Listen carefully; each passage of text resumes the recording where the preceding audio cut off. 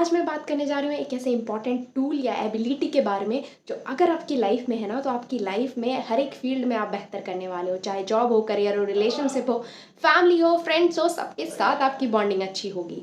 और इस इंपॉर्टेंट चीज़ की इंपॉर्टेंस का अंदाज़ा आप सिर्फ इस बात से लगा सकते हो कि अगर किसी के पास वो एक एबिलिटी नहीं है तो नो मैटर्स वो रिच है, हैंडसम है, स्मार्ट है, उसका फर्स्ट अपीयरेंस कैसा है, उसके साथ चीज़ें कैसी है, सब कुछ अच्छा होने के बाद भी ये एक और चीज़ आप उसकी सारी खूबियों पर पानी फेर देगी। और अगर यही एक एबिलिटी किसी बिलो एवरेज इंसान को भी मिल जाए ना तो भी लोग उसको आइडियलाइज करेंगे, उसको सुनना पसंद करेंगे। Yes, so I am talking about communication, how to talk like a pro.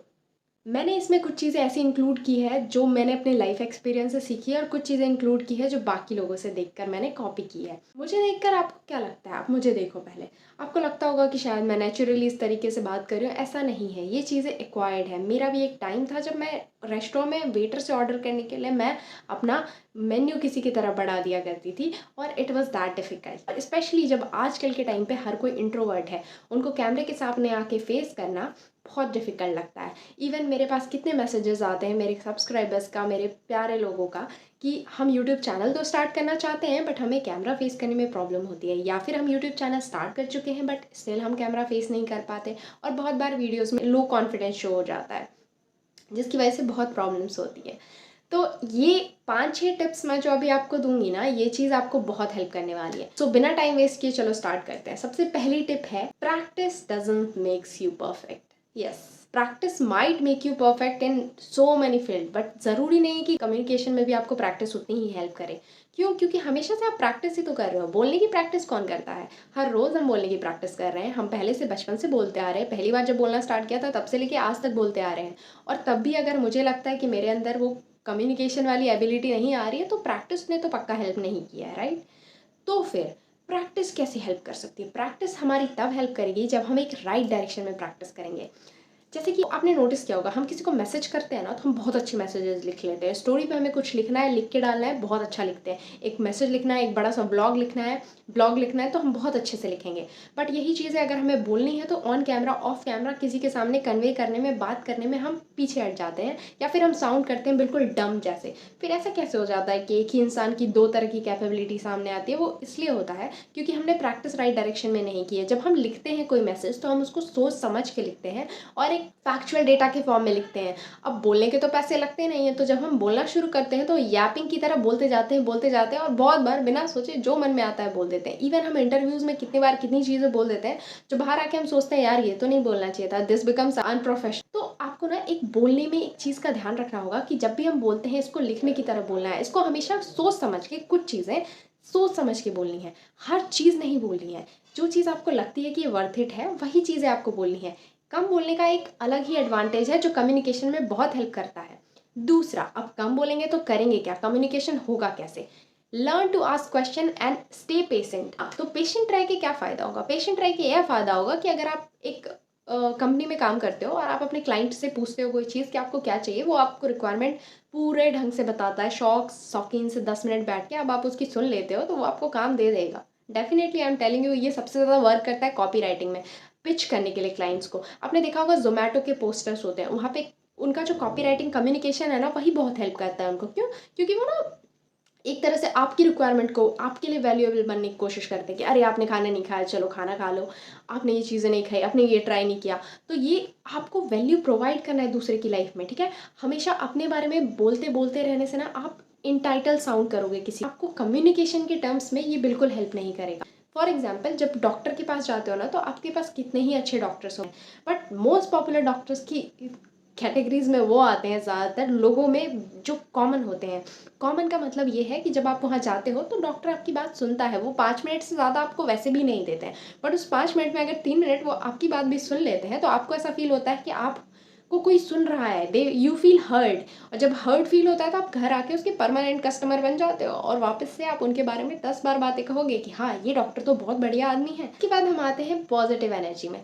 जब हम कहीं भी जाते हैं, किसी पार्टी, किसी भी जगह पे, तो हमारी बातों से ना नेगेटिविटी रिफ्लेक्ट नहीं होनी चाहिए। बहुत बार क्या होता है कि हमारे दिमाग में किसी टॉपिक को लेकर नेगेटिविटी होता है और हम पूरा ही नेगेटिव उड़ेल देते हैं। अगर आपसे किसी को नेगेटिविटी की फ़ील आएगी, फॉर एग्ज़ाम्पल अगर कोई आपसे बात करने आ रहा है और आप बिल्कुल नेगेटिव साउंड करोगे ना, तो उसको बहुत ही खुद ही में अजीब लगेगा कि कैसा इंसान है, कितना नेगेटिव टॉक करता है। अगर आपके अंदर इतनी नेगेटिविटी किसी चीज़ को लेके आ रही है और आप बोलना चाहते हो, तो आपको इस तरह से कम्युनिकेट नहीं करना चाहिए। तो क्या करेंगे? कैसे उस नेगेटिविटी को बाहर निकालें? Take a pen and paper and write it down. लिखो आप। लिखते हो आप वो चीज़ें अपने पास रखते हो। जब आप कम्युनिकेट करते हो तो सामने वाले को अपना इंप्रेशन देते हो। वहाँ ये चीज़ बहुत फ़र्क पड़ता है। चौथी चीज़ है, इसके अलावा जब आप किसी से बात कर रहे हो, सामने से वो बात कर रहा है, सिर्फ नेगेटिविटी एक ऐसी चीज़ नहीं है जो वो नोटिस करता है। उसके अलावा आपकी बॉडी लैंग्वेज बहुत मैटर करती है। इसलिए आप ओवर कॉन्फिडेंस रहो। हाँ, ओवर कॉन्फिडेंस कभी-कभी ज़ीरो कॉन्फिडेंस से अच्छा होता है। ज़ीरो कॉन्फिडेंस हमें तब आता है जब हमें समझ ही नहीं आता हम कैसे बात करें वहाँ पे। अब मान लो कि मैं ऐसे आपसे अभी कम्युनिकेट कर रही हूँ, अब मैं ऐसे करके बैठी रहूँ और बोलूँ कि सुन रहे हो। ज़रूरी नहीं कि ओवर कॉन्फिडेंस लाइफ के आपके हर एक एस्पेक्ट में हेल्प करेगा, बिल्कुल नहीं। बट कम्युनिकेशन में कभी-कभी ज़ीरो कॉन्फिडेंस से अच्छा है कि आपको अपने ऊपर पूरा कॉन्फिडेंस और आप बोल रहे हो। वो एक आपकी बातों को वज़न देता है। जब आप बोलते हो कोई बात, लोग सुनते हैं क्योंकि उनको लगता है कि सामने वाला सही बोल रहा है, क्योंकि वो इतने कॉन्फिडेंस से बोल रहा है। This is the thing. अगली चीज़ जैसे मैंने अभी डिस्कस किया कि बॉडी लैंग्वेज, जैसे कि मैं अभी स्लाउच हो गई थी। वो स्लाउच होना कितना वियर्ड लग रहा था कि मैं स्लाउच होके बस सो रही हूँ, किसी तरह लो एनर्जी में आपको कुछ भी आके बोल रही हूँ। बट यही चीज़ मैं आपसे जैसे कम्युनिकेट करके कह रही हूँ, तो आपको लग रहा है कि आपको कोई सुन रहा है, आपकी चीज़ें कोई एक्सप्रेस कर रहा है, आपसे रिलेटेबल चीज़ें कोई बोल रहा है और सामने वाला भी उतना ही इंटरेस्टेड है आपसे बात करने के लिए, उतना ही इंटरेस्टेड है उस कम्युनिकेशन में एंगेज करने के लिए। अगर आप किसी बात सुन भी रहे हो सामने वाले को, तो express like that, okay, and try to put some questions in between. बहुत लंबे लंबे अपनी यापिंग करने से अच्छा कुछ छोटी सी चीज़ उससे पूछो, फिर उसका आपको पॉइंट ऑफ व्यू देखने को मिलेगा, जिससे आपका कम्युनिकेशन स्ट्रेंथन होगा और सामने वाले को लगेगा कि आप बहुत अच्छी बात करते हो। बीइंग अ गुड कम्युनिकेटर से भी ज़्यादा इंपॉर्टेंट है पहले अच्छा लिसनर बनना। डोंट कॉपी और कॉपी स्मार्टली। एक तो या तो आपके दिमाग में बहुत सारे थॉट्स आते हैं कम्युनिकेशन के टाइम, तो आप अपने थॉट्स को प्रोसेस करो और अपने अकॉर्डिंग बोलो। और इवन अगर आपके पास नहीं आते हैं और वो थॉट्स और वो चीज़ें आप कहीं से कॉपी करते हो, तो उसको बहुत स्मार्टली कॉपी करना है। स्मार्टली कॉपी करने का मतलब ये है कि उसको आप बोलोगे तो ये आपका खुद का स्टाइल होना चाहिए। दूसरों के स्टाइल में जब आप बोलने की कोशिश करोगे ना, तो वो नेचुरल नहीं लगता, बिल्कुल आर्टिफिशियल लगता है और ऐसा लगता है जैसे आपने कोई चीज़ याद की हो और तब आप बोलने की कोशिश करो। मोस्ट ऑफ द टाइम मेरे साथ भी ऐसा होता है जब मैं बुक की एग्जैक्ट चीज़ को कहीं प्रेजेंट करना चाहती हूँ। फॉर एग्जाम्पल मैंने बुक का एक पेज पढ़ा और मुझे उस सेम टॉपिक पे बात करनी है, और जब मैं उस टॉपिक पे बात कर रही होती हूँ तो कई बार मैं नोटिस करती हूँ कि शुरू के टाइम में जो अटैम्प्ट्स मैं ट्राई करती हूँ वो फेल्ड इसलिए चले जाते हैं क्योंकि मैं कोशिश कर रही होती हूँ कि उसमें से एक पॉइंट, कोई पॉइंट नहीं छूटना चाहिए। मेरे दिमाग में ये नहीं रहता कि मैं आपको वो मैसेज डिलीवर करूँ, मेरे दिमाग में ये चल रहा होता है, अरे यार कोई पॉइंट मिस नहीं होना चाहिए, कोई पॉइंट मिस नहीं होना चाहिए। आप उसको कॉपी करने के लिए सबसे बेहतर आइडिया कर सकते हो कि पॉइंट्स नोट कर लो कुछ इंपॉर्टेंट, वहाँ से आप अपने ओन स्टाइल में उसको कन्वे कर सकते हो।